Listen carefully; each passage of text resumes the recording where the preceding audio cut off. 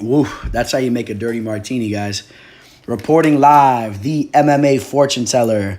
You guys, I just popped into the studio, taking a look over my notes for UFC Fight Night 148. A hell of a main event. Overall, not the best card. Not going to lie to you guys. Sorry for you guys in Nashville. I mean, there's a few fights here and there, but not much to talk about. I want to apologize for getting this video out a little bit later than I wanted to. Just got back from New Orleans, spent about 6 days out there. Hell of a time. Those of you guys that know me, you know how the teller does it. Constantly traveling the country, constantly traveling the world. Fortunate enough for me, with my profession, I'm always able to watch fight footage wherever I go. I have UFC Fight Pass. As long as I got Wi-Fi, you got YouTube. I mean, whatever fights you can get your hands on, you do your fight footage, you do your research, and if you're the teller, you make money. So let's jump right into the first fight of the night. We got Eric Shelton versus Jordan Espinosa, a.k.a. two endangered species, the last of a dying breed, two flyweights. Eric Shelton, what can I say about this guy? At one point in time, he had a lot of potential. A lot of people were high on him coming off the Ultimate Fighter show. Kind of a letdown. Athletic dude. But, he's lost 3 of his last 5 fights. And then he's fighting a guy in Jordan Espinosa, who's kind of underrated in my opinion. He's really put it together as of recently. Started off his career pretty slow. Had a couple losses in the beginning of his career. But seems to be rolling. But at the end of the day, I'm going to put a slight lean towards Eric Shelton. This guy's been in the octagon quite a few times already. He has the UFC octagon experience, so that's solely why I'm going to slightly lean Eric Shelton. Moving along, we have the undefeated Ryan McDonald versus Chris Gutierrez. I'm not going to spend too much time on this fight. Ryan McDonald, he's 10-0, but, that doesn't say much to me if you look at the opponents that he's been fighting. And really, when you watch the tape, nothing special on tape at all.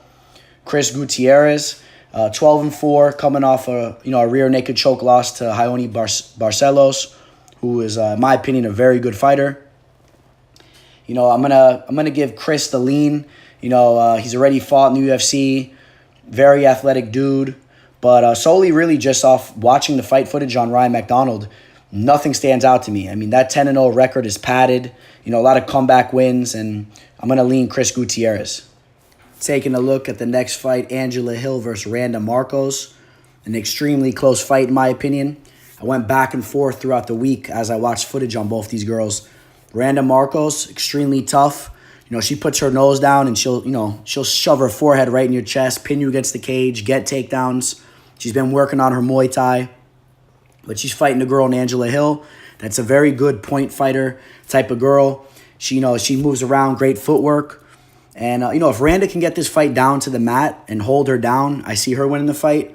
But if Angela Hill is able to get back to her feet or stuff some takedowns, which is what I see happening, she's going to outpoint her and win the decision. On to the next. We got 2 females throwing down once again this Saturday. Alexis Davis versus Jennifer Maia. 2 stout girls that like to grapple, like to eke out decisions. Not the most exciting girls to watch.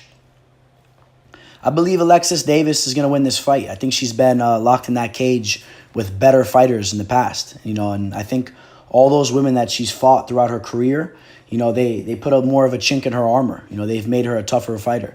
She might not be the most flashy, but don't be surprised when she clinches Jennifer, controls the fight, and pulls out the decision.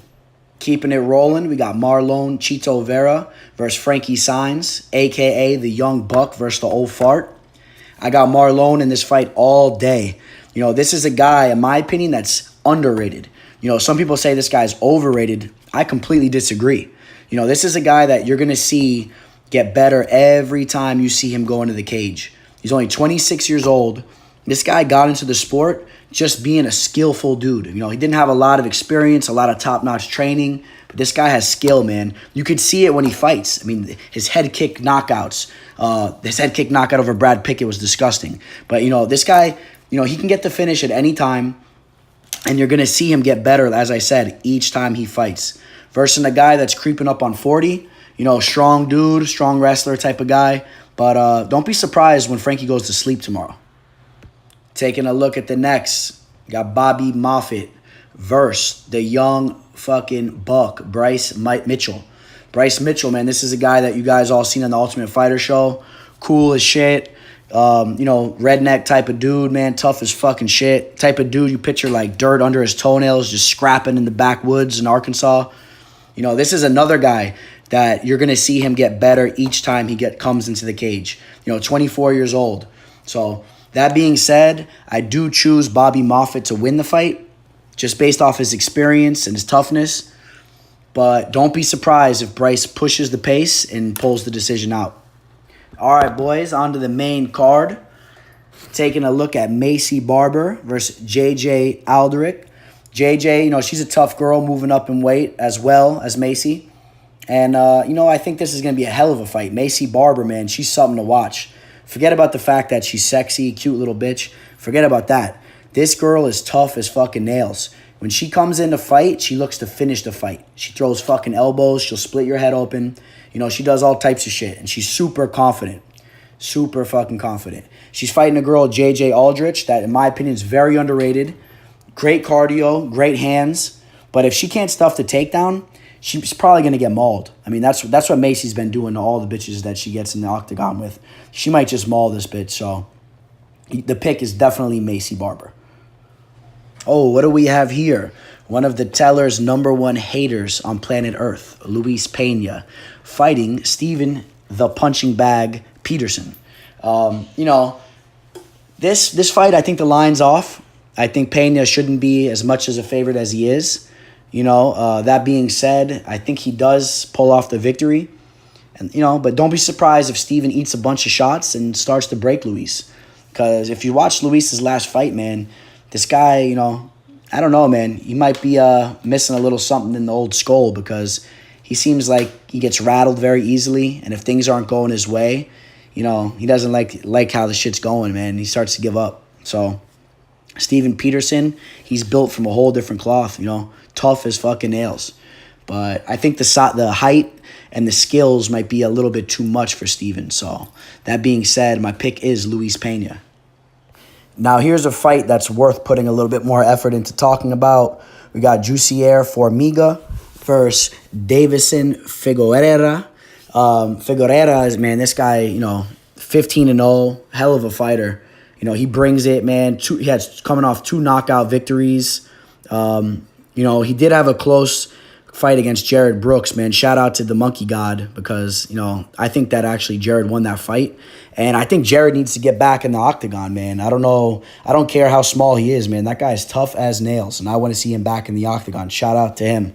That being said, Figueroa, this guy, he should be 14-1, but he's a hell of a fighter, and he looks like he's getting better as of recently. I mean, coming off those 2 finishes. Young dude, chiseled, well-rounded. He's fighting a guy, Jussier Formiga, that is as seasoned as any fighter in the octagon, man. I've been watching this guy, for years before the flyweight division was even a thought in the UFC. Hell of a fighter, great jiu-jitsu. I was really torn on this fight. Not going to lie, I had Formiga winning this fight the last couple of days. I actually changed my mind on this today. I was watching a little bit more footage of Figueroa's last 2 fights. And I don't know, man. I think he brings that same tenacity, and he might even get a finish in this fight. But don't be surprised if Formiga dominates the jiu-jitsu game and somehow pulls this fight out. Looking at the next fight, we got Jesus Pinedo versus John the Bull Makdessi. This is a fight I believe that you guys got the line wrong. John Makdessi, tough dude, looks for the finish, and sometimes he does get it. But Jesus Pinedo is the more active fighter, the younger fighter, only 22 years old. He's looking better every time he gets in there.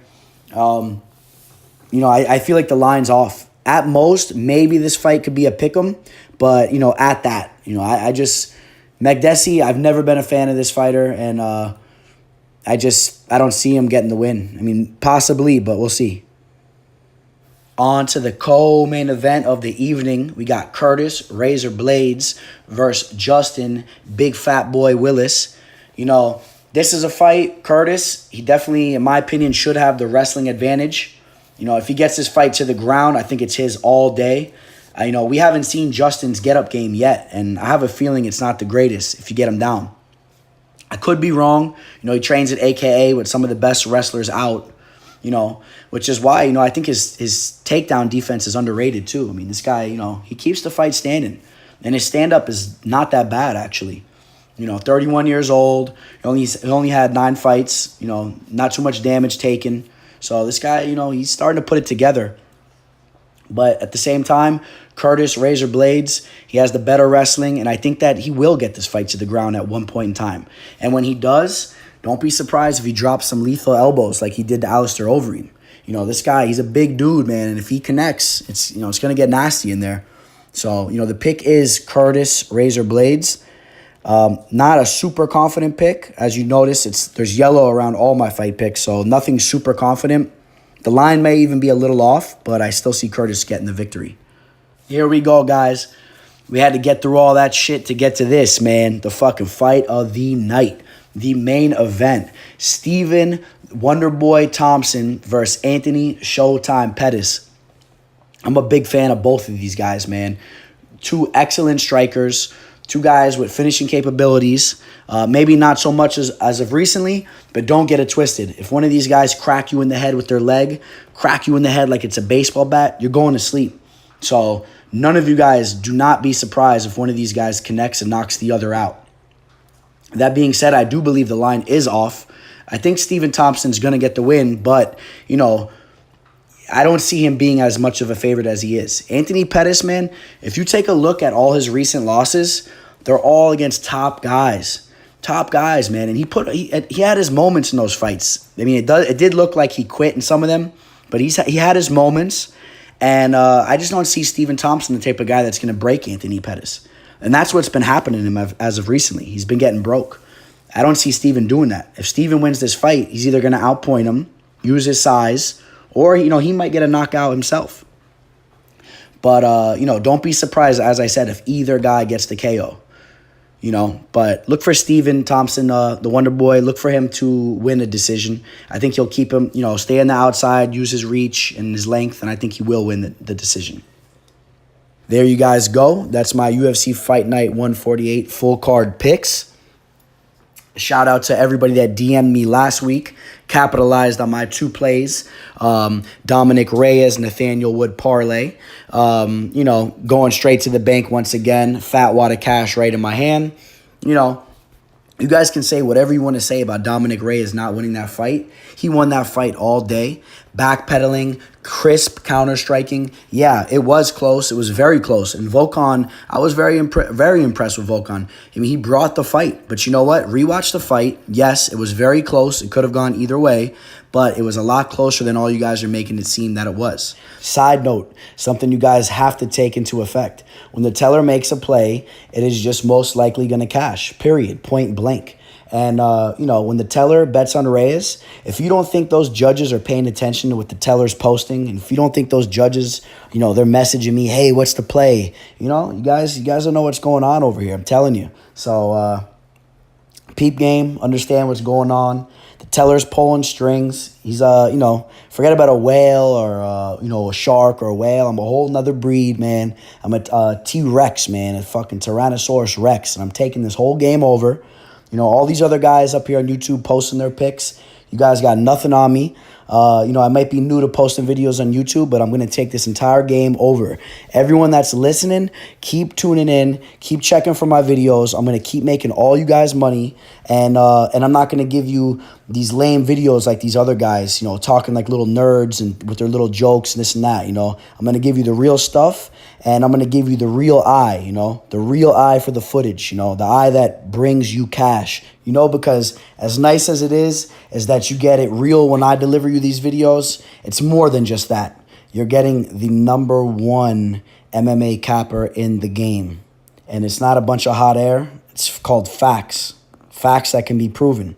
So, like I always say, look into the facts. You could put me in a room with any of these other guys on YouTube posting videos, and when we're all face-to-face and I have my stack of paper with my facts and my evidence, everybody knows the teller is #1. I'm not just some MMA shark or, gambling shark or whale. I'm a whole nother breed. I'm a Tyrannosaurus Rex. I'm an MMA T-Rex. I'm the best in the game. Signing out, the teller.